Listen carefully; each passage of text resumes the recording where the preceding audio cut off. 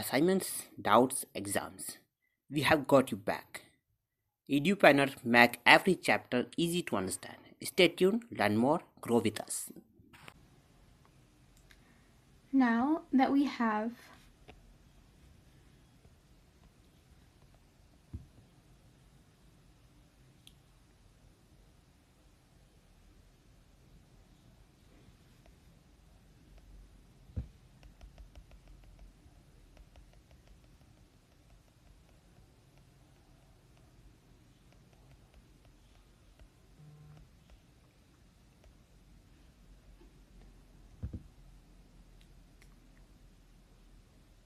Let's leave potassium alone for a second and let's move on to the other ion that we're going to be looking at, which is going to be the fluoride ion.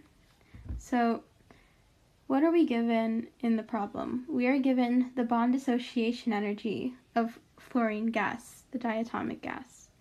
So let's write that out right now.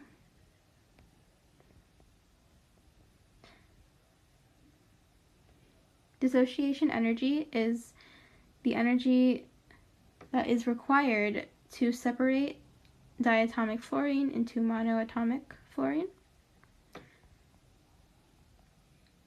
And there's going to be 2 moles of that. And again, the change in energy is going to be the bond dissociation energy, which is equal to 158 kilojoules per mole. However, if we look at the final equation that we're going to want to have, we'll see that we actually have half a mole of fluorine gas. So we don't want to have too much fluorine, so let's have everything. It's going to give us 1 mole. And then the change in energy also has to be halved.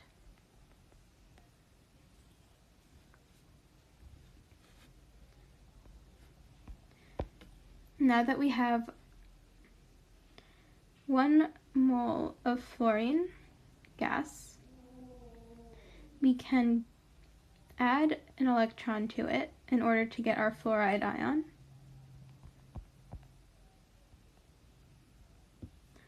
And the change in energy in this step is the electron affinity of fluorine. And that was given to us in the problem.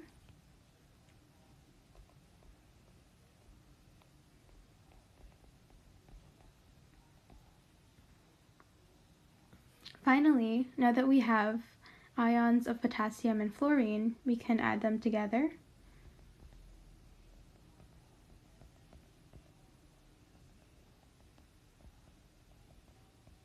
And that's going to give us potassium fluoride as an ionic solid.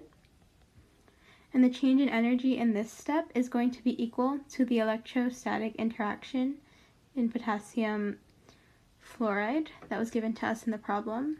So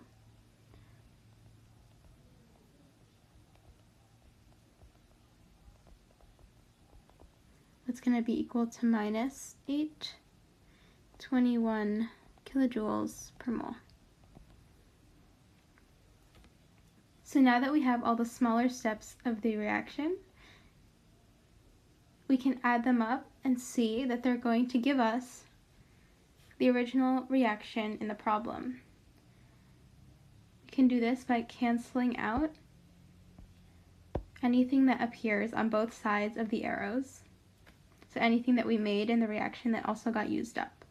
So that includes potassium as a gas, potassium as an ion, fluorine as a monoatomic gas, fluorine as an ion, and the electrons. They also get used.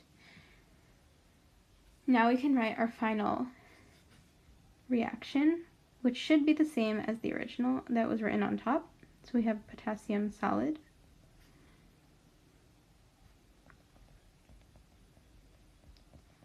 we have half a mole of fluorine gas, and we have potassium fluoride as a solid. Now to get the change in energy for this step, which is also known as the heat of formation,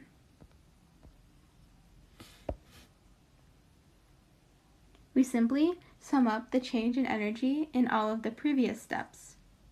So when we add 89.2 plus 418.8 plus 158 divided by 2, don't forget to divide by 2 because we had to divide by 2 in order to have the correct molar ratio,